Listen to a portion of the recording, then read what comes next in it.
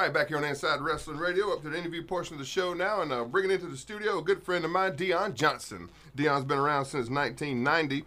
He came in as the Stone Cold Kid. I remember them days, Deon. Hey, yeah. Huh? I would be a millionaire today if I trademarked that name. That's what I told him during the break. If he'd have trademarked that Stone Cold, he might have some money in the bank right about now. But anyway, he came in, trained under some of the old SCW guys, including myself and J.W. Steele and a couple of those fellas from back in the day. He was 15 years old when he came in, and I remember we was talking about it before we came in for the interview, and I remember seeing Deon get in the ring there and took a high backdrop and hit that big bump on the end of it, and I thought, this kid's got something. And ever since then, we kind of became friends and been up and down the roads a good bit and done a lot of things in the business.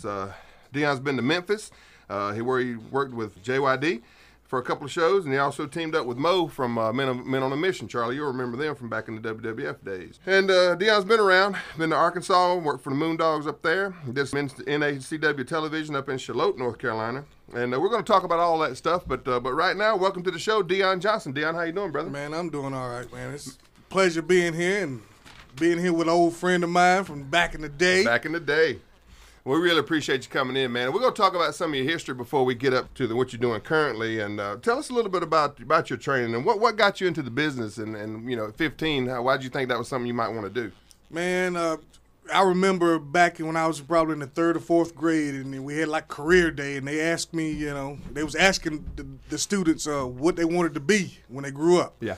So, my first thought was, I wanted to be a professional wrestler, and I was about, 9, 10 years old. Sure. The teacher's like, "You sure about that?" And I was like, this is what I want to be because I love the wrestling business. Yeah.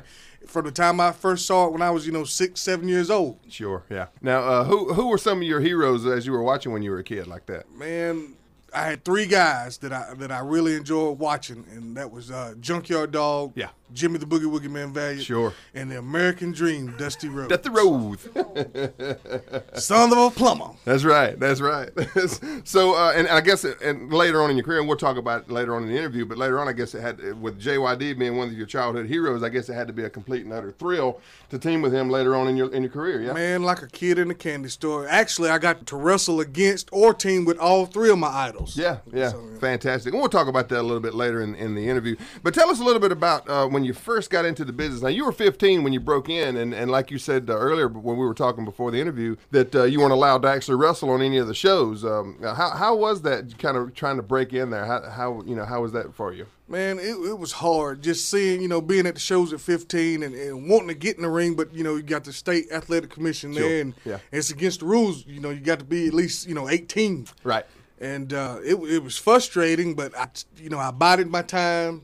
And when I got there and I got in that ring for the first time, it was like heaven. Yeah. I died and went to heaven. Sure. Yeah, and so now you were saying now they call some of these independent shows back in our day outlaw shows, right? And and the reason for that being is because, like you were talking about, before the interview here, where you said that you actually were able to get in the ring when some of the commissioners didn't come up, exactly. and so that's part of the reason we were called outlaws, because exactly. we kind of did our outlaw stuff, did some outlaw things. So you actually wrestled in front of a crowd at 15, is that right? Right. And how was that for you that first time getting in the ring? Man, it was the thrill of my life. Yeah. And the rush of the people, cheering for you. Sure. That's what I got hooked on. Sure. Who was your first opponent, Deon? You remember? My first opponent was Neon Rage. His name was Preston Leopard, and he actually started training during the time that I started training. Okay. All right. And I don't think he's no longer in the business anymore. Yeah, I don't think I remember him. Who was that first show for? I don't think it was for Cowboy. Oh, it was. It was that SCW show. Yeah. Okay, cool. So, so tell us a little bit about moving past that. Bringing up. Did you actually? How long were you in training? I actually trained for about a good year and a half. Sure. In Lawrence, and I moved on and went to Spartanburg and got hooked up with the old infamous Chief J. Eagle. Really? And he didn't care how old I was. He put me in the ring. We talk about Eagle here just about every week, and again, I always say it. Say what you will about Eagle. He runs a show every doggone Saturday, and he's always got some people up there. The only thing about him is like you said, he'll use pretty much anybody who walks through the door. Exactly. So, but you worked up there for Eagle. How long did you work for with Eagle? I worked for Eagle for 15 years. Yeah. And I worked for him, on and off. I kind of owe him a little, debt of gratitude for, him even putting me in his ring. So, yeah.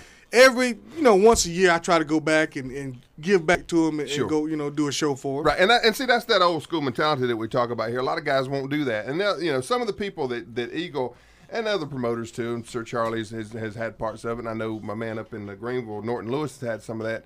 But some of the guys will come in and you'll use them, and as a promoter, give them a spot and let them work, and then all of a sudden they get the big head. Oh, we're gonna go work for blah blah blah. Right. And they don't have time for the old guy who brought him in the first place. Right. Anymore. They forget where they come from. Yeah, and I don't have any respect for that, and so it's a good thing that you still are kind of carrying that old school torch of going back and giving back, and a lot of guys just aren't doing that anymore. Now, you teamed up with Mo from Men on a Mission. Tell us how you hooked up with him and how all that came about. Actually, a mutual friend of ours, Rick Doolittle. Okay. Yep. He contacted me and said that he wanted to take me somewhere, but he wouldn't tell me who we were going to meet. Right. So we end up in Newberry, South Carolina, and we go into this old warehouse. Yeah. And we go upstairs, and there's a ring set up there, but nobody's in the ring. Yeah. And about 5 minutes later, here walks in, Sir Mo from Men on a Mission. Yeah. And, when I saw that, I said, man, what is Mo doing in Newberry, South Carolina?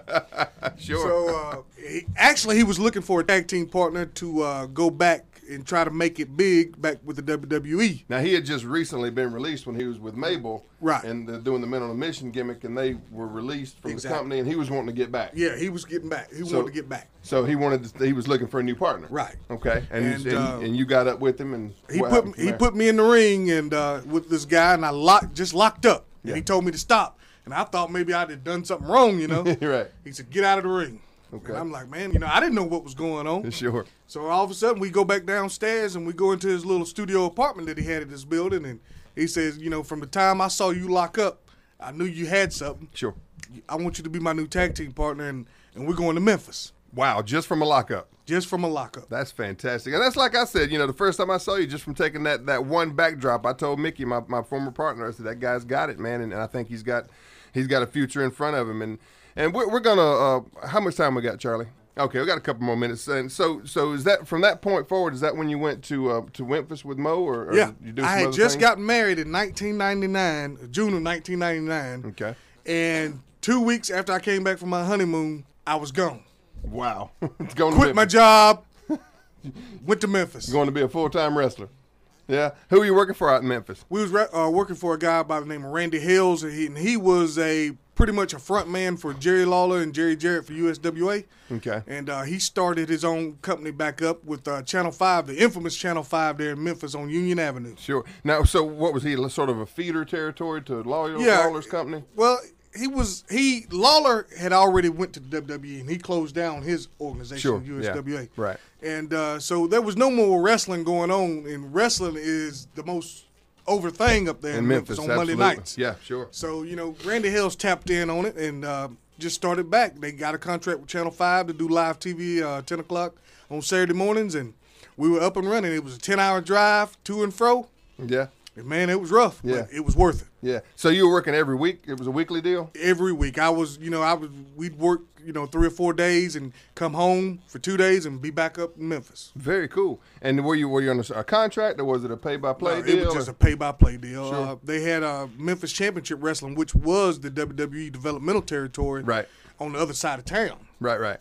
Okay. And we competed against them for the ratings, and we were beating them every week. What kind of houses were you guys drawing up there at that time? Man, we were drawing anywhere between 1,500 to 2,000 people, and we even did a show at Mid-South Coliseum. Yeah. Where me and Mo took on Buddy Landell and Jerry the King Lawler. Oh yeah. And how'd that go? Fantastic. Yeah. Other than the nature boy Buddy Landell, you know how he is. Oh yeah, I know exactly how he is. All right, we're running out of time for this segment, Deon. We're going to pick it up right there when we get back, and we'll talk more about your time in Memphis and going over to Arkansas. We'll also talk about you teaming up with JYD, which you said was a dream come true for you. We'll talk about all that when we get back. More Inside Wrestling with Deon Johnson coming up next.